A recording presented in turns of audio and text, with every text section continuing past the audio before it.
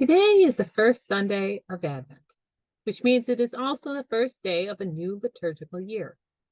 Today we put aside the Gospel of Matthew for a couple years and take up the Gospel of Mark. And we start to prepare for Christmas.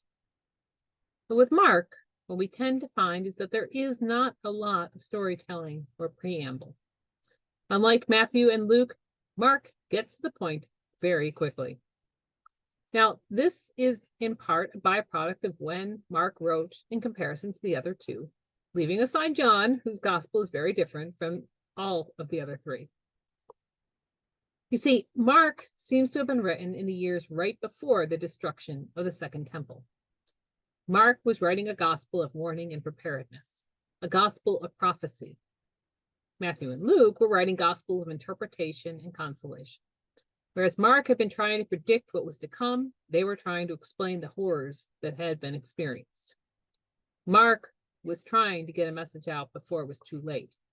The others had time to read over what he wrote, make corrections, reinterpret, and make it their own. And so with Mark, we do not get angels or shepherds. We get the coming of the Son of Man on the clouds. And in today's gospel in particular, we have a message addressed to three audiences. First, there is a narrative audience of Peter, James, and John, and Andrew, the apostles of Jesus and men who had died as martyrs long before these words were ever written down. Second, there are the original readers, Jewish Christians who are living in the Holy Land and seeing the growing tensions between the Jewish nationalists and the Roman occupation, and trying to determine what their role should be in this conflict.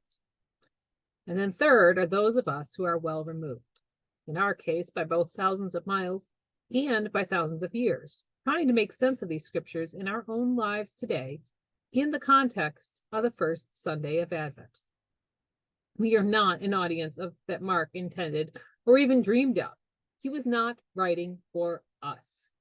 He was writing for the second group and using the narrative framework of Jesus and the stories about Jesus and sayings that had been attributed to Jesus after the fact to make his point.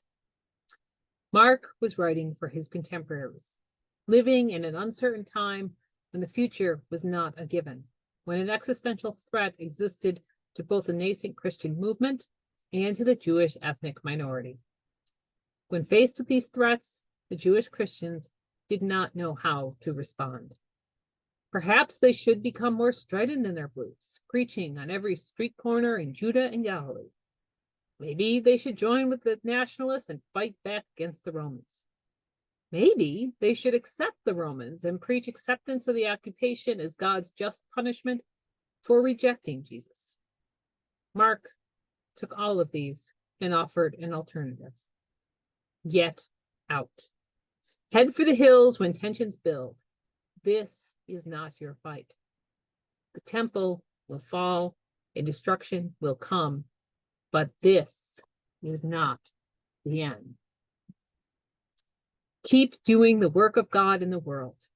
Keep taking care of one another and keep preaching the good news of salvation. The day of the Lord will come. The fall of the temple is not it. We will face many horrors in this life, but when the day of the Lord comes in its fullness, the suffering of the poor and disfranchised will be at an end.